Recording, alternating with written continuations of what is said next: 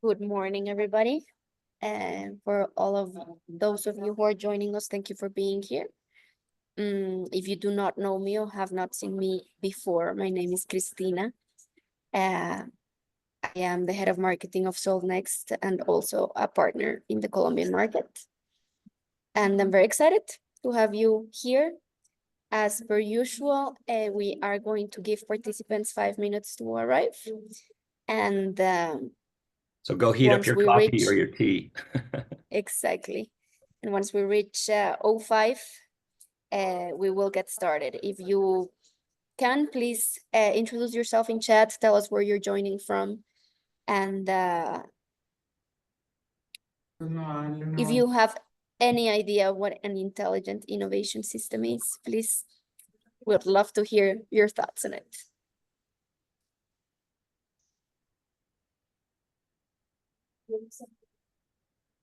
And if you're joining us where it's evening, please go get a beer or a glass of red wine. Yeah, for those of us who still have the day to go. I am joining from Bogota, Colombia. It is currently noon here. I know Greg is starting even more.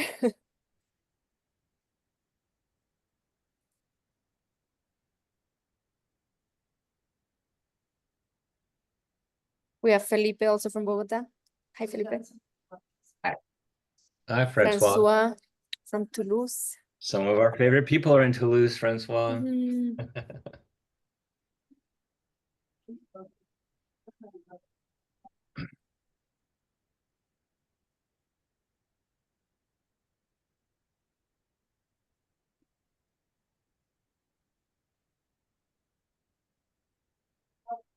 Oh, it looks like my note taker has joined as well. And a couple of others. If there's Alfredo, I accepted Natalie's somebody's note taker. So please accept those. Yeah.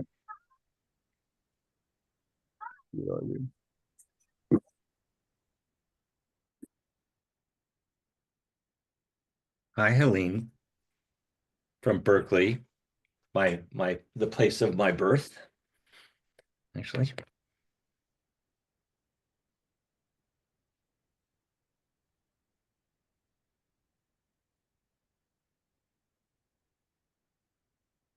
Philip Albuquerque sounds lovely.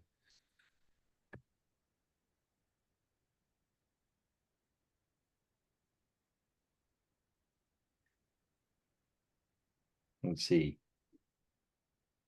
I've managed to drag my chat over on top of my big screen, and now it's in that no man's land of presentation, so I can't actually do anything with it. It's there. Hi, Annie. She was there for a minute. Oh, Annie's in the waiting room. There you go.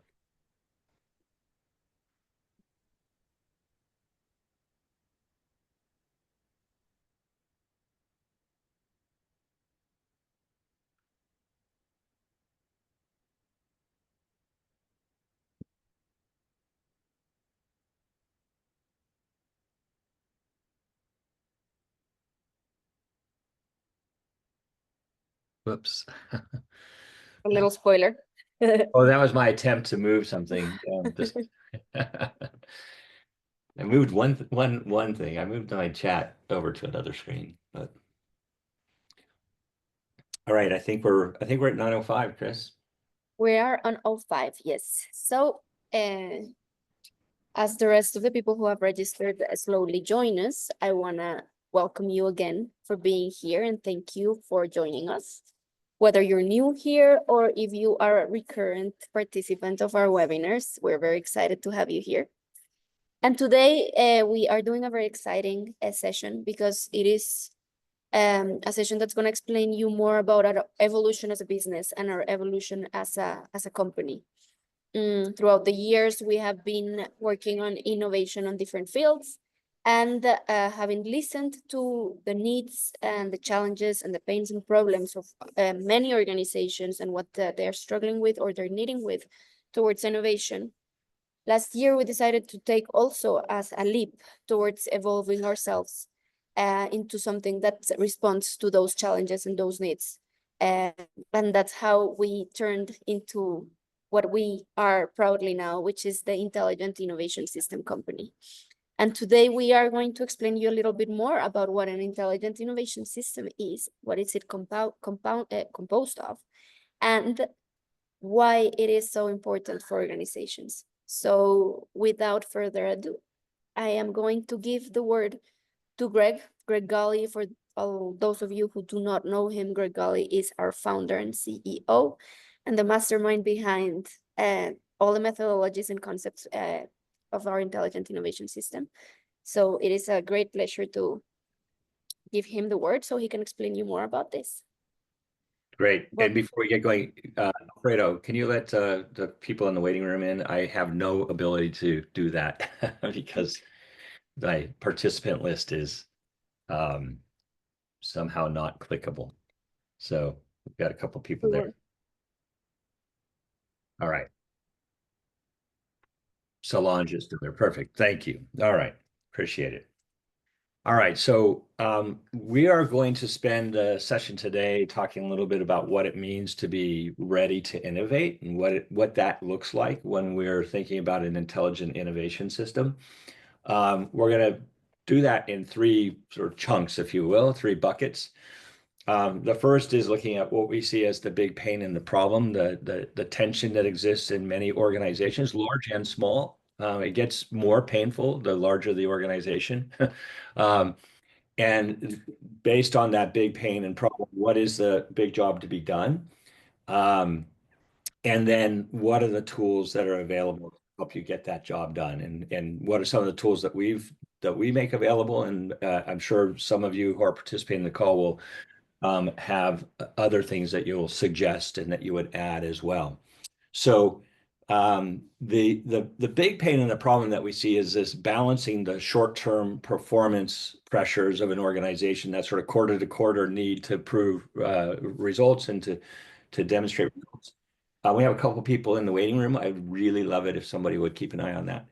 Um, uh, the so that we have that tension between the sort of operational side of an organization and the need and the pressure to deliver in the short term, and then what it actually takes to support long-term innovation, what it takes to sustain the exploration and discovery and experimentation that's required to develop and deliver a new solution into a marketplace.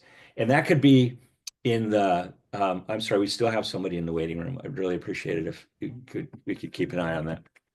Um, the that doesn't just mean a product or a service. It could be a new policy or a new process. It's anytime we're transforming from what is to what's to be, and what does it take to do that, and where we feel that kind of conflict with the existing systems, the existing organization.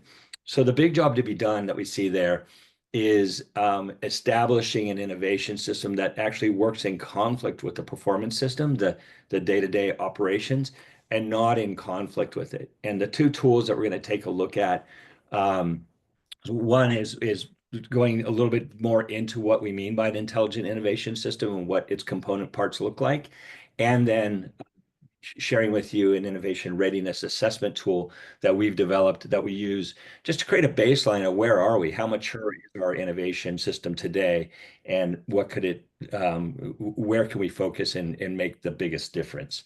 So that's what we're going to cover. So the one of the innovation dilemmas is that leaders recognize the need for innovation, but they feel constrained by the existing infrastructure, the existing processes, the existing systems that actually prioritize performance over discovery.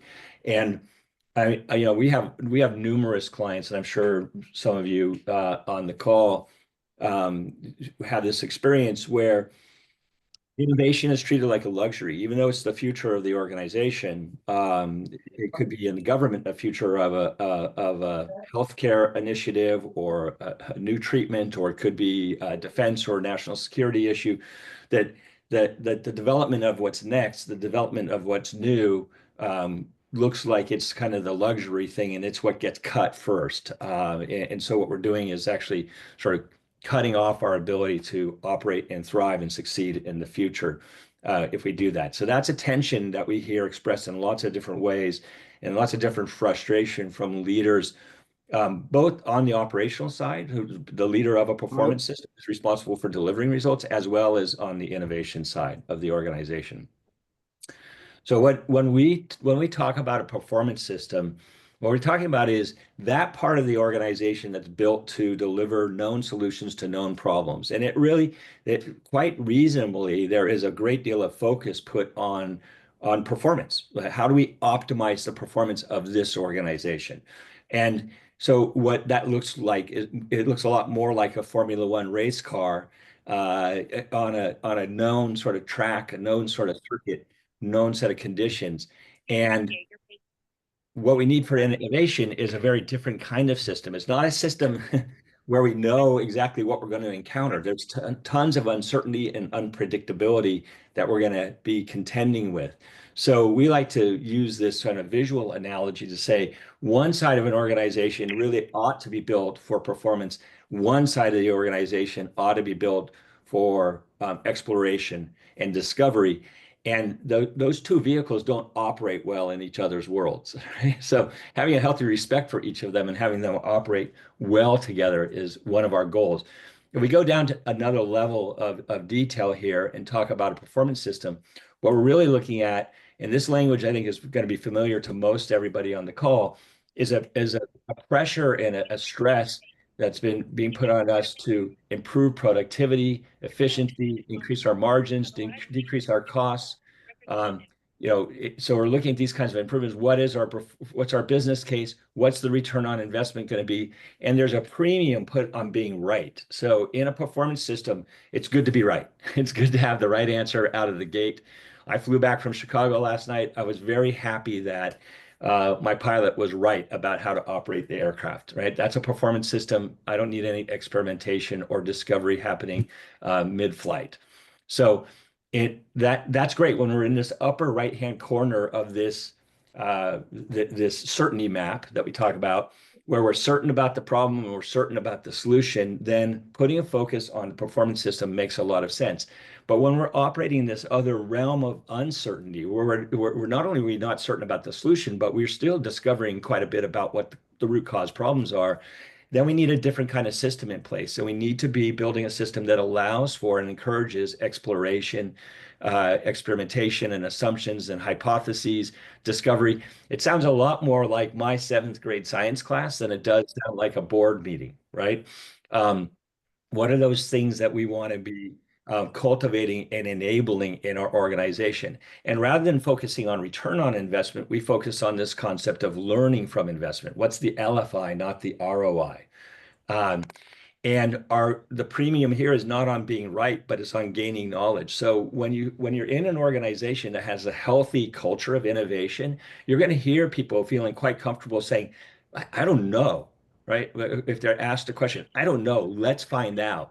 I don't know, let's find out is very different than feeling the constant pressure to have to be right. And so again, depending on the job to be done, there is an appropriate system. So when we talk about innovation readiness, we're asking about, do these sorts of conditions and mechanisms exist to support the system on the left-hand side of the screen, not just the system on the right-hand side of the screen. And the real problem for innovators is if that innovation, I think you got some, you got some background conversation going. So if you can mute, that would be awesome. Thank you. Uh, still, if you can mute your background, I would love it. Thank you. Nope, they're busy with their conversation, so we'll have to let that conversation happen. So the So if the innovation system hasn't been established, what will happen is an organization will default to a performance system. So many of you, and I'm guessing I can't see all of your video feeds right now, but I'm guessing many of you who are innovators are shaking your head. Yes, I know that experience where the innovation system rules and processes and expectations are imposed on the innovator, which makes it incredibly difficult because it's just not designed to do that.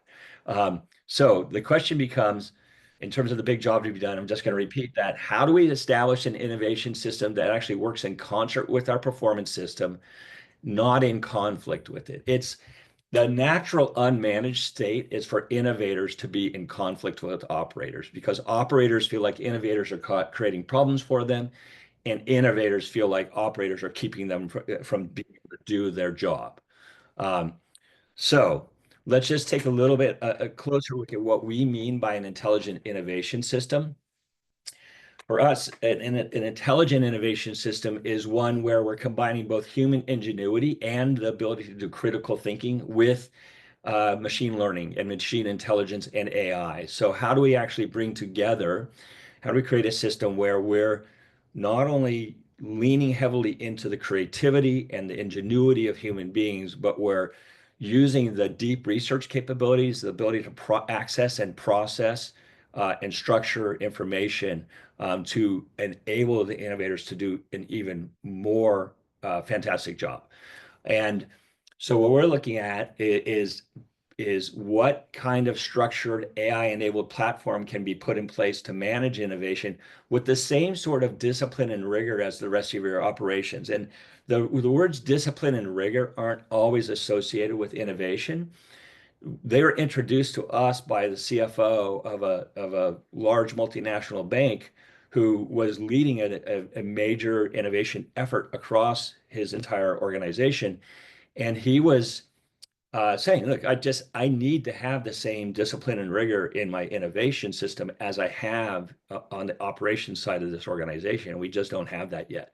And that really resonated. It was like, okay, in order for these things to work in concert, you actually need to bring that in. We can't just maintain that myth of the creative genius who either doesn't need rules or just breaks rules, and that is going to be a sustainable, scalable approach to innovation. In very rare cases, it works, and in very rare cases, it gets celebrated. But I think if you look across most organizations in the commercial or private or public sector, you don't see that happening repeatedly and at scale. So an innovation system, an intelligent innovation system actually augments human ingenuity and critical thinking in order to be able to move ideas from an idea or a concept, the recognition of a pain and a problem to an idea to a solution that operates in the real world, and to do that in a way that's strategic, that's funded intelligently, and governed responsibly. So that's what we mean. When we are looking at an intelligent innovation system, we actually look at we look at 51 components, and we're going to share all 51 with you, but there are 5 that are critical, and those 5 actually activate the others. So looking at the 51 components can be overwhelming, and you'll see some slides here that will, wow, that's a lot. What we encourage you to do is focus on 5, because what we see is that when you focus on those 5, they actually have this kind of ripple effect across the rest of the system that you're trying to establish. So we call this that for our version of an intelligent innovation system, we call the next system. And it includes what we refer to as the Fantastic Five. The first is next development. That is the process and the cycle through which we do discovery-driven development. Next, portfolios. That is the disciplined approach to organizing all of our innovation opportunities into portfolios that have specific value creation objectives. Next, decisions. That is implementing a known and understood criteria for what is going to get into a portfolio, what is going to move from one stage of the next development cycle to the next stage, and why some do not move forward, and that everybody's operating with a clear understanding of what the decision-making process looks like and what the decision-making criteria is. The next principles, which are the underlying operating principles, I think of them as the rules of the game. What are the operating principles that govern how innovation is done? Those are often very different than the operating principles that govern how the sort of now system is going to be run. And so how we articulated those rules of the game. And then next, funding. How do we actually fund innovation opportunities in our portfolios as they move through the cycle? And how do we make decisions about how much of that fund or funding to release to an opportunity to move to the next level of progression? So these are the 5 components that we really concentrate on in establishing an innovation system, intelligent innovation system, and getting it an organization innovation ready. So we have this little analogy. We talked about the high performance vehicle versus the um, uh, high performance vehicle, the Formula One race car versus the off-road. In that case, the vehicle we were showing comes from a race called the Camel Trophy, which was the most extreme off-road race in the world. Turned out that could only be completed successfully in a Land Rover Defender. And so we're saying, let's not be building high performance race cars for this experimental exploration and discovery based work that we're going to be doing. Let's build a different system, but only focusing on one component is insufficient. So here I've got an image of what it looks kind of like an off-road unicycle, which maybe that's better than nothing. I'm not sure. But if we only developed the next development piece, if we only had developed a part of our system that focused on moving innovation opportunities from uncertain to certain, that would be good, but not sufficient. Yeah, here I'm highlighting, and let's see if I can actually move. Oh, good, I can move that. Thank you. So here I'm highlighting in those 51 components that I talked about. We have a next system architecture, an intelligent innovation system architecture has these 3 layers. The top layer is the people layer. So how do we organize our people and what skills and capabilities do they need to execute innovation? The middle layer is the process layer. What are the actions that we take? What are the rules that govern how we do that? And what are the methods that we employ to do that work? And then the bottom layer is our platform. And it actually has these 2 interesting sides. The left side is about alignment, and I kind of think of that as sort of like the soft side of the platform. What's our vision and purpose and values? What's the language that encourages and nourishes innovation? What are the stories that we tell around innovation? What are the rituals that we have to celebrate an innovation opportunity moving through a cycle or actually being stopped? What are the goals and strategies that we have around innovation? And then on the right side, those are more of the resources, the sort of hard assets that we use that we operate our innovation on top of. So maybe the left side is more about leadership and culture building, and the right side is more about the toolkit, right? How do we manage the data and knowledge? What are the frameworks and contents and communications that exist that make this possible? What are the metrics we put in place? What tools and technologies? That's where we're going to see the AI component in particular. And what's the environment that we create that cultivates innovation, that allows innovation to occur and be successful. So within this particular diagram, we show next development is up in that next methods box. And when we focus on next development, let's see if I can get this advanced. Okay, when we focus on next development, my slide is, there you go. Okay, on next development, when we focus on developing that, we actually activate all these other components. That is, we cannot implement a system of innovation or a cycle of innovation without identifying who's doing the work, what knowledge and skills do they need, what actions will they be taking, what rules will govern how we go through that, and so on. So you can see by focusing on next development, we build and mature other capabilities across our system. This is our particular model for a next cycle. So the next development, this is an innovation roadmap. It's a roadmap for discovery-driven development. With each stage, we're actually becoming more certain about whether our solution should move forward or not. This is just a quick screenshot to show in that cycle, we're identifying what we call super vital assumptions, assumptions that need to be tested. And what we want to do is describe the assumption. What's a small bet? A way of testing that. What outcomes were produced? What did we learn? What are the implications? And that becomes the knowledge base that says, yes, we should either continue to go forward or not.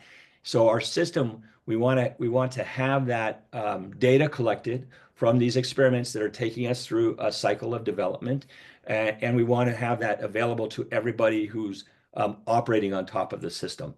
In this case, this shows a report in the formulate stage of the next cycle that's showing a validated assumption around something that's wanted, and then two untested assumptions around doability and whether it's worth doing that still need to be tested, just as an example of how you sort of capture the information as you're moving through the cycle.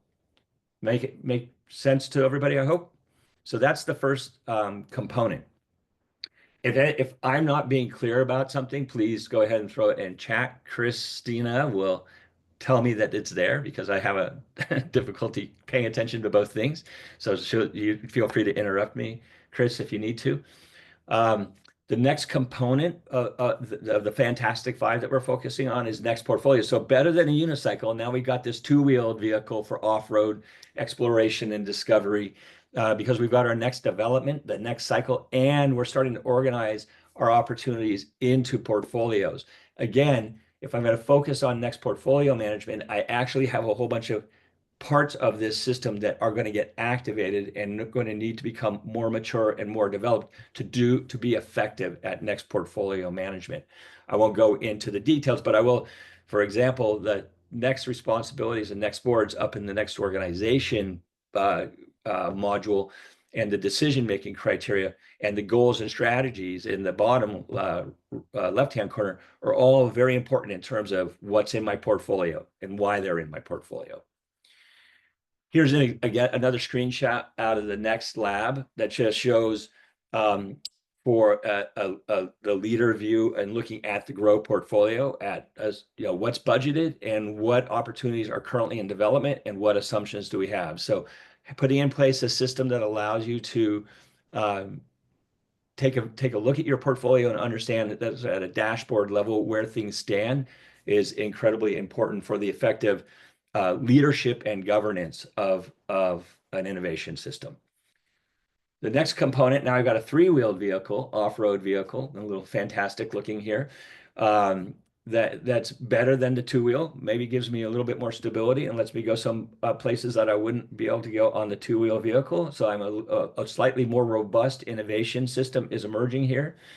And what we're looking at is the decision-making criteria. So does everybody who is doing innovation understand what gets me to a yes, what gets me to a no, or what gets me to a we don't know yet, do more, right? How we establish that.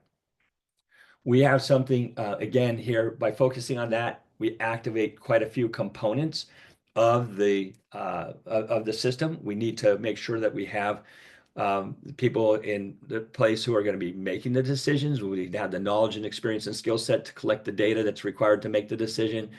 We are putting in place the metrics and the tools to allow that work to be done. So you can see the system gets activated by focusing on the next decision criteria.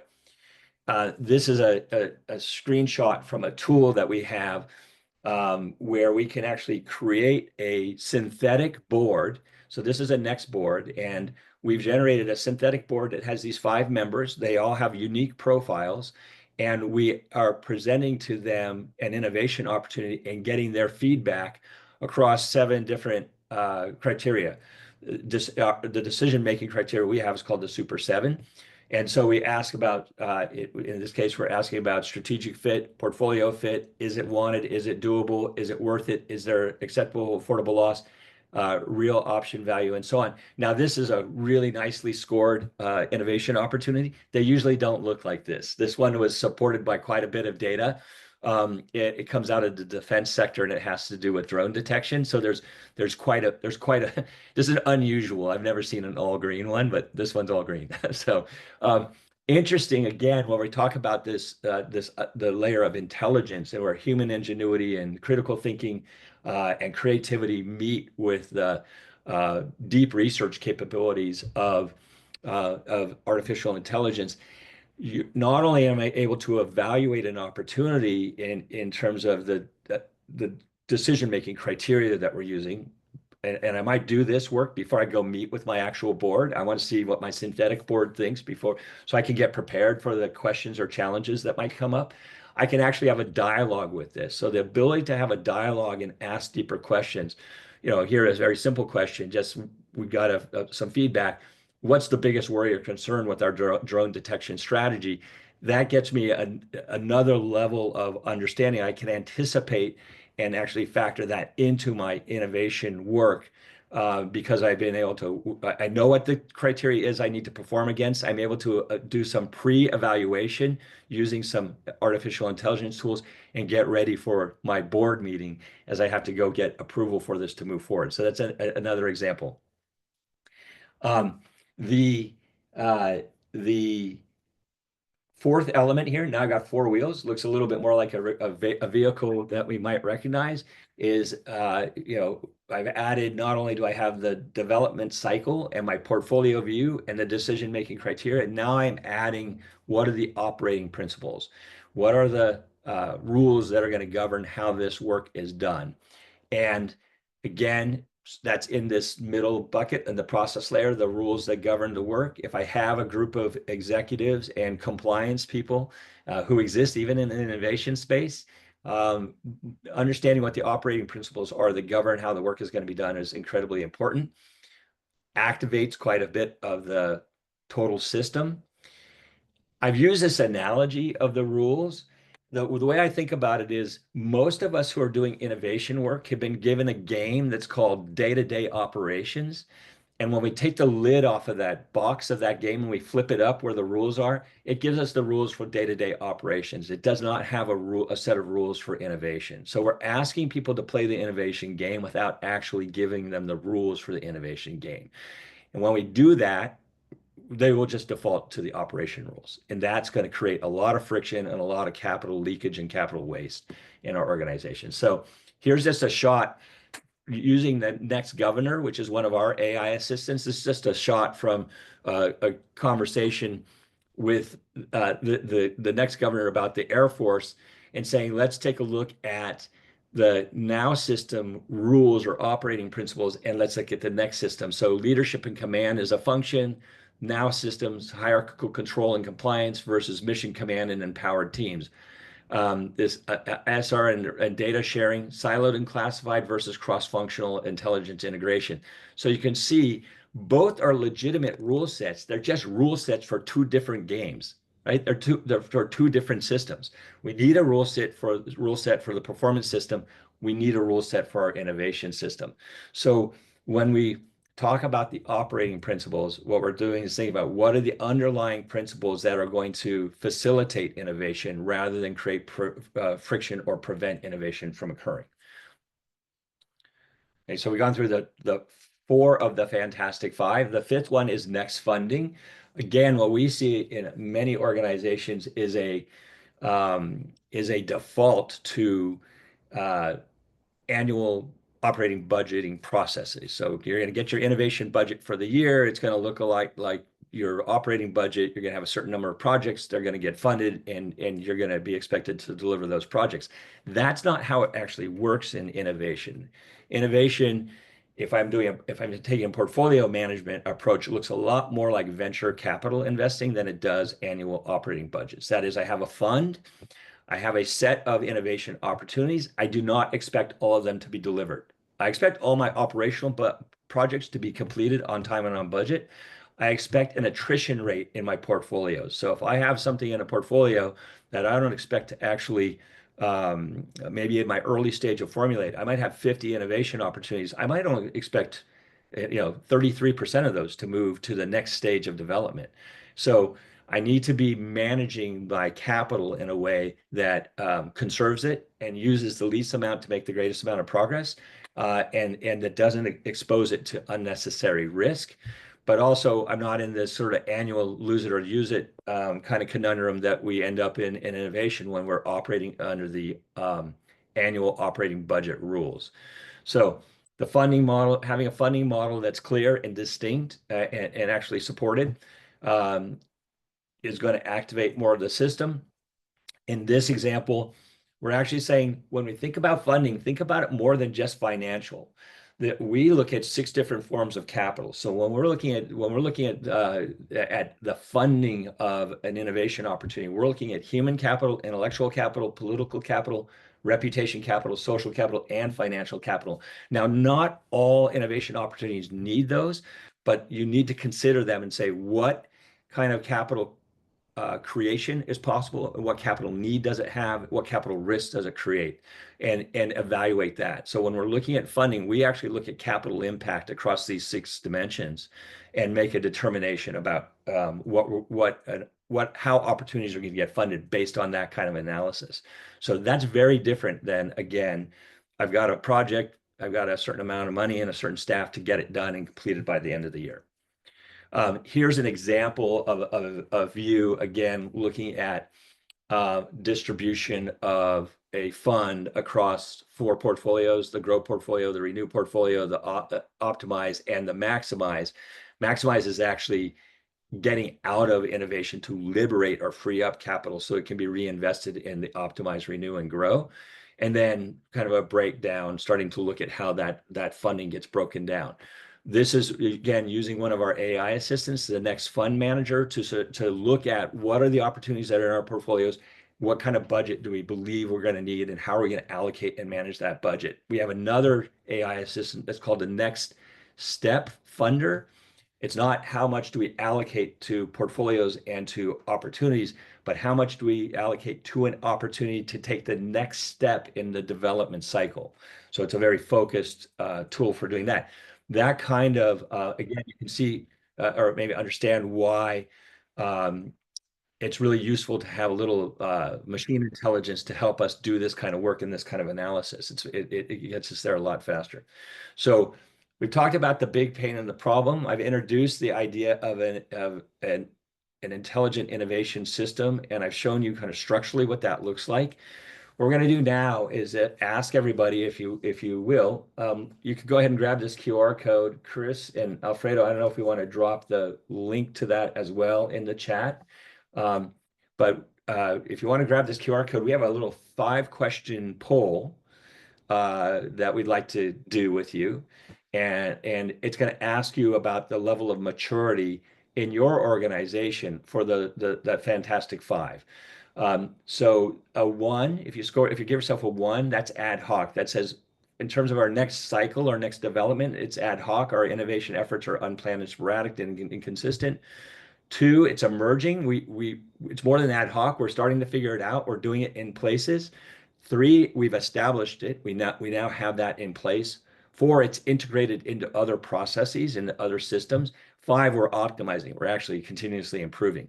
So that shows a maturity scale. How mature or developed is that particular capability or component of your innovation system? So for those who would like to, Chris has gone ahead and put a link to the survey into the chat. You could, if you've grabbed the QR code, that's great. I'm going to give you just a couple minutes to answer those 5 questions. That seem reasonable, Chris? Yeah, you're muted, but I trust you said yes. I said yes, and please let us know if you have any questions regarding the survey, so you can actually answer it with knowledge. Yay. And if you have any technical issues, please also let us know. Toyin, thanks for joining us. We just put into the chat a link to a little survey, quick poll that we're doing. The QR code's also on screen for that. So if you want to grab that, you can. I'll go ahead and I now am able to actually access chat and participants again. I managed to drag it away from that screen. I had to put the survey link in again, Toyin, just because I think if you join in a Zoom, you don't get the chat that led up to your joining, so it should be there now. We should have some game show music playing in the background right now, I think. So what we will attempt to show you the results of the poll in a moment or two. I'm going to go ahead and talk a little bit more and give people a chance to that. So um, let's go ahead. I'm gonna move forward with the presentation. I'm going to We try and have move. 7 responses so far Oh, great. from you. Okay, that's good. Okay. So we're getting into you're doing the poll. That's even the first step to assessing innovation readiness. So when we're assessing innovation readiness, we kind of look at these 3 different dimensions of an intelligent innovation system. And why are we actually even doing it in the first place? So the why that needs to be clear is what is the value that we're trying to create through innovation? And that's where we talk about this idea of serious capital building. So serious capital building is we don't innovate simply for financial return. And as you can see from some of the examples, I sit on the board of an organization that fights human trafficking. We do work in the defense space. Both of those organizations' number one priority in terms of capital building is human capital, right? It's protecting lives, it's creating futures, it's keeping people secure. It's actually in both cases, it's building skills and employability and deployability, right? So the ability to perform a job, to be employed, to maintain peace and security. Those things are achieved through human capital, not financial capital is not the outcome. That is the major priority. So why are we innovating? What are our capital building priorities? And those capital building priorities could be different across different portfolios. My optimized portfolio, where we're trying to improve the performance of existing systems, maybe I'm looking at financial capital primarily there. My grow, maybe I'm looking at reputation and brand building and political capital as much as I am at financial or social capital. My renew, maybe I'm really looking at social capital and social impact and the transformative quality of those initiatives. So understanding why we're innovating and having a robust model for describing that and making sure that our goals and our strategies align with that bottom left-hand corner of that innovation system architecture diagram that I showed. Why are we doing it? Then we're looking at what kind of intelligence are we bringing to it? How are we actually innovating? Are we being smart about that? Are we bringing the right human intelligence, knowledge, and lived experience, and perspective and capability to the table? Are we utilizing AI? Are we augmenting our and assisting our innovation processes? Are we using the deep research capabilities and the agent to agent capabilities of these emerging technologies in a way that actually it both improves what we're innovating and contributes more to what we're innovating? And then have we identified an architecture that defines the system that we're going to build and that we're going to run? Have we been clear about that? So we think that these 3 things of thinking about these 3 pillars almost of innovation readiness, of value, intelligence, or architecture are really important to keep in mind.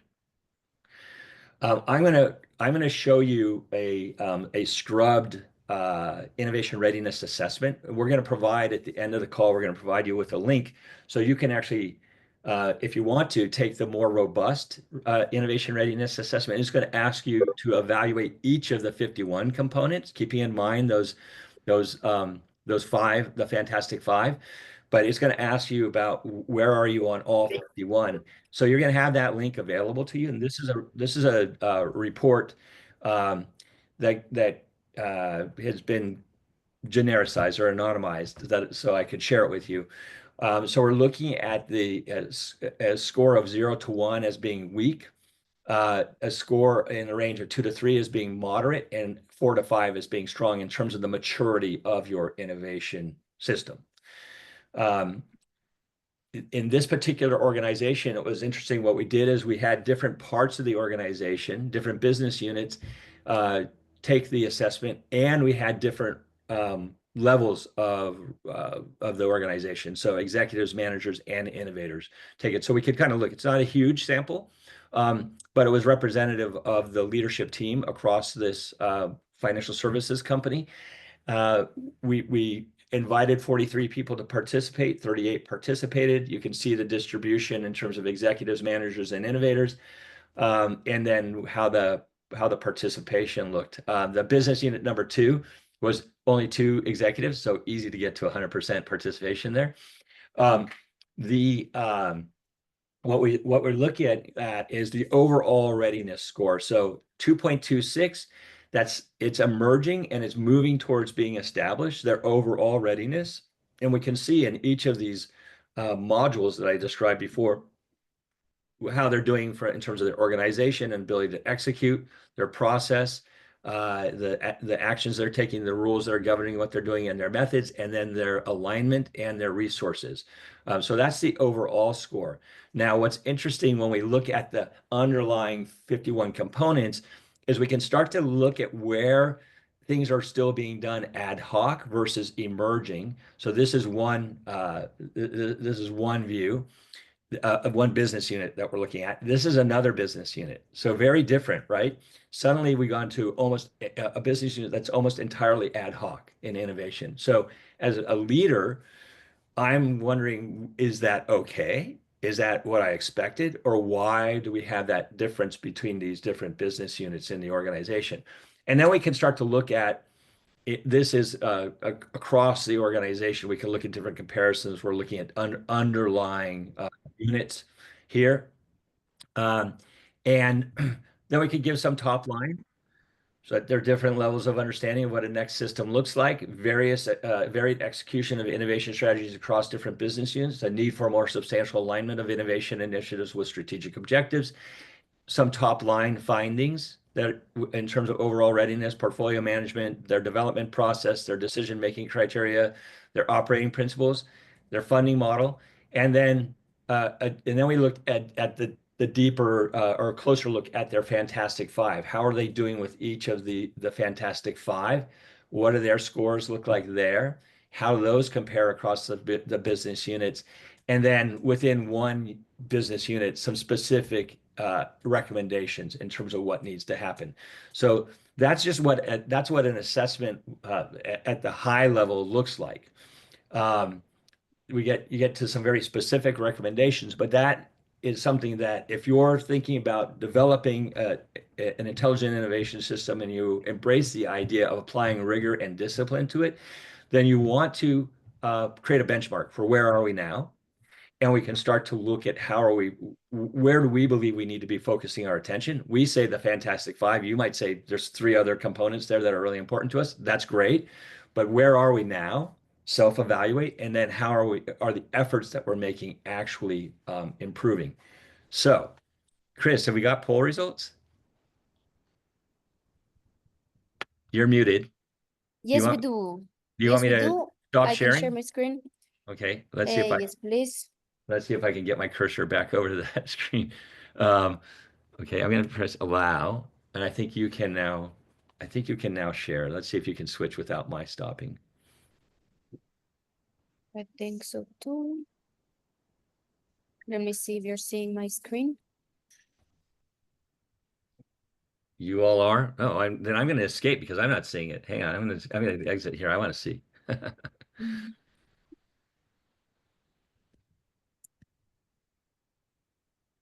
So 9 people filled in the form, Yeah. and we can see the results. I don't know if you prefer to see them on a bar chart or in a pie chart. But what we can see is that Are you sharing your screen? I am. Can people see Okay. me? I think everybody else can. I may be the only one. Go ahead, keep going. I can see it. Okay, All right. good. It's me. Pie charts are better. Pie chart. Okay, so show pie the charts are better. Okay. But Thank you. bar, Thank you. bar. Ah, Bar. bar. Oh, bar. All Yeah, right. thank you. I'm glad you said bar because we were going to have an information graphic dispute. Oh my God. That's not. So what we can see here is that in the first question about the next development, all answers are in the first 3 parts of or the first 3 layers of being prepared. with most of the answers, 44% being emerging. So you're actually starting to think about it, you're actually starting to structure it, but you're not just there yet.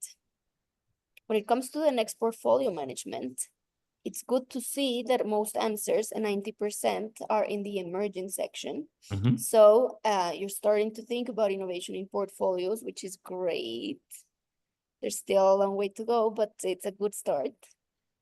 Mhm. Then we have only one person of this survey who said that actually they use defined criteria to make decisions around innovation, with one person saying it's integrated into their systems, and the rest gets divided equally between ad hoc and emerging.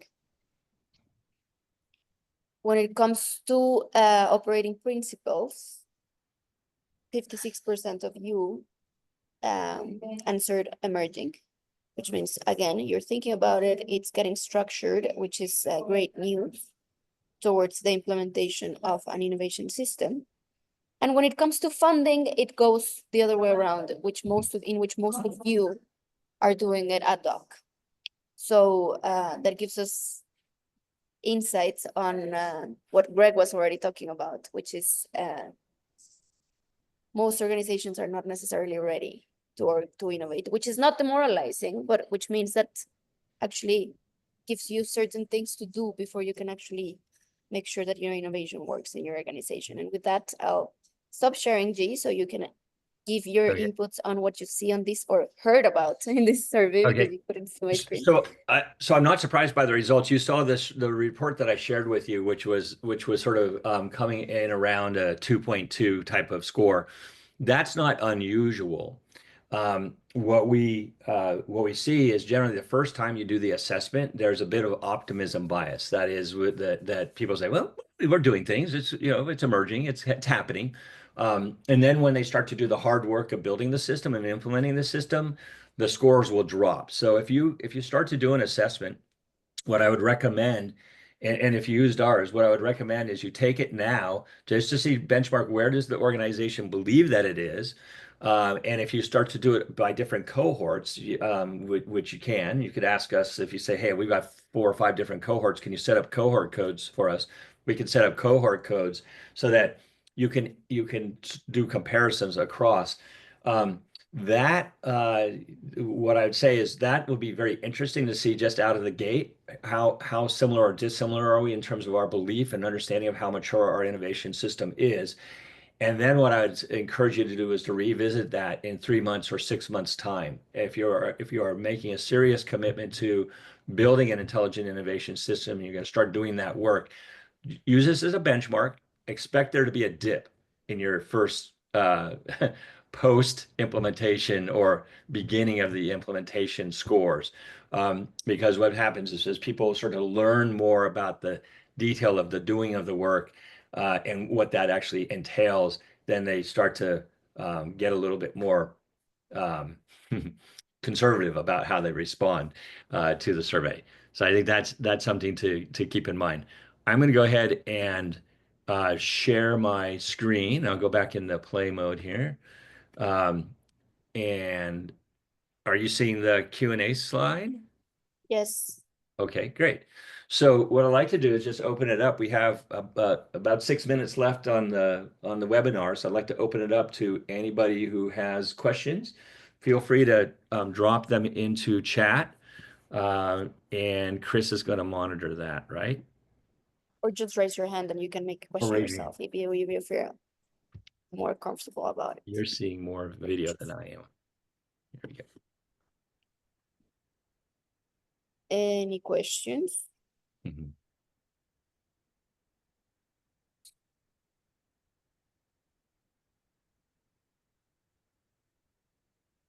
In your opinion, what are the key skills teams should develop first before implementing an intelligent innovation system? So I think that's a good question, Felipe. That there's sort of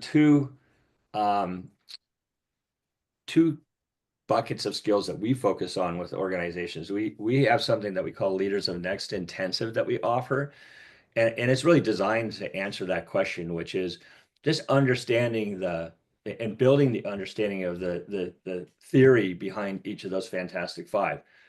What is our approach going to be to next cycle development or to the next development? What is our next cycle? What is our discovery-driven development cycle? Do we understand the concept of discovery-driven development? Do we know how to do that? So getting aligned around that methodology and that cycle is incredibly important.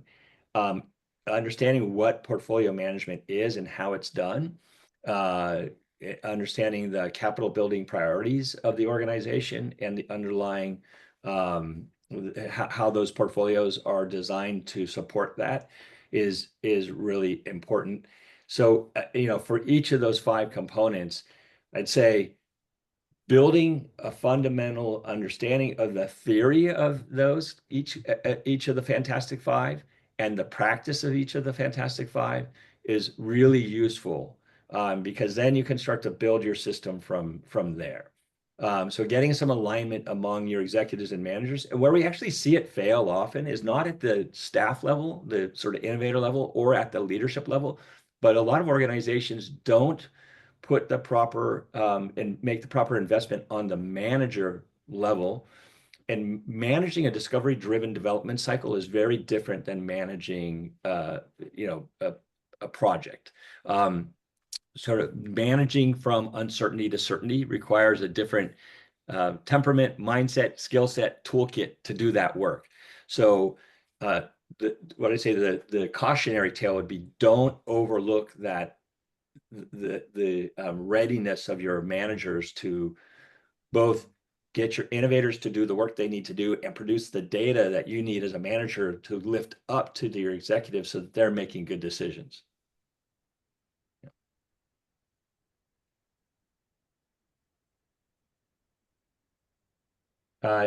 Yes, so there's a question about, can you have a copy of the Intelligent Innovation System roadmap so that the next cycle development, we can definitely show that, share that with you. We will be, I think, Chris, will we be sending out slides, or yeah, so we're going to send out the slides from the presentation that will be in there. If you're interested, we actually have a version of that shows at each step of the cycle, what is the big pain in the problem, what's the job to be done, and what are some of the tools that are useful at that step. And we can make that available as well. So that's a really great resource in terms of thinking about how do we Please navigate. reach out to me if you're interested in that level of detail. Otherwise, you will be receiving the slide deck of this webinar in your email, as well as the recording. And I'm going to do a little promotion. Carlos, our head of technology, who was on the call, I'm not sure if he's still in the group. Carlos has just built the capability for organizations to have their own version of the next cycle configured in our software. So that means that at a team level, you can actually have a unique innovation cycle. We like ours. We think it works. But we always see organizations want to either modify it or 10 minuticos. Deja acá esta llamadita. Oh, Danny, you're not on mute. Sorry. Something about you Latin Americans. You got so many conversations going on. Sorry. It's okay, Danny. No worries. So okay. So I think we're getting close to, we have about a minute here. Chris, you want to do our final Yes. promotion? Absolutely. We always do a shameless plug on the very end of our webinars. So first of all, if you're interested in getting any level of further detail, as what Greg was saying, in which we guide you through each stage of the next cycle and the pain and problem and the job to be done, please let me know. I'll plug my email into the conversation so you can email me directly and we can get those to you.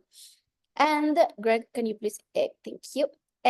We will be hosting this upcoming March, the 25th to the 27th of March, in Tucson. I always say this wrong, but Tucson, Arizona.